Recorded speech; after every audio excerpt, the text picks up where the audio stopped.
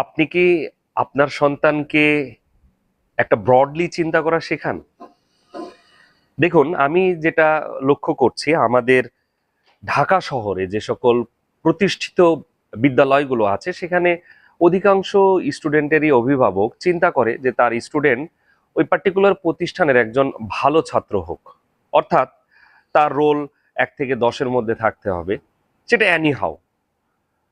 আসলে আমরা যখন আমাদের একটা স্টুডেন্টকে পড়াই তখন আমরা অনেক বিষয়ে তাকে জ্ঞান দান করার চেষ্টা করি এবং তাকে আমরা চেষ্টা করি যে সারা বাংলাদেশের সাথে যাতে সে কম্পিটিশন করতে পারে, সারা বাংলাদেশের সকল ছাত্রদের সাথে সে কম্পিটিশন করে যাতে পাবলিক ইউনিভার্সিটিতে ভালো একটা সাবজেক্টে ভর্তি হতে পারে।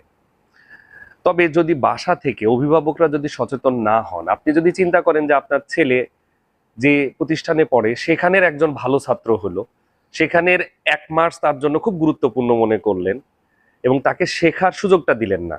ফর এক্সাম্পল, সে একটা খাতা দেখালো, আপনি তার সামনে কমেন্টস করলেন যে ঠিক আছে, এই মার্কসটা তুমি পেতা বোধহয়, এটা স্যার ভুল করছে, ইচ্ছা করে তোমাকে মার্কস দেয়নি। আপনি তার শেখার সুযোগটা বন্ধ করে দিলেন।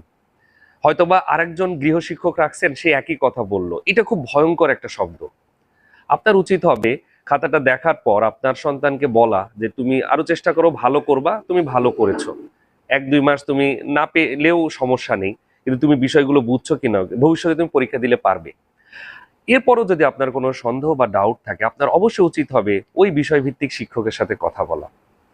বিভিন্ন কারণে আমরা এই জায়গাটায় ভুল করে ফেলছি। আমাদের সন্তানদেরকে আমরা আহ, ওদের সামনেই টিচারের বিচার বিশ্লেষণ করতেছি, ওদের সামনে আমরা প্রশ্নের বিচার বিশ্লেষণ করছি, ওদের সামনে আমরা ওদের ভুলগুলো না ধরিয়ে দিয়ে অন্যদের ভুলের কারণে সে যে ক্ষতিগ্রস্ত হচ্ছে এই তথ্যটা তার কাছে দিচ্ছি, যেটা তাকে ভালো ছাত্র হতে বাধা দিচ্ছে, ভালো মানুষ হতে বাধা দিচ্ছে।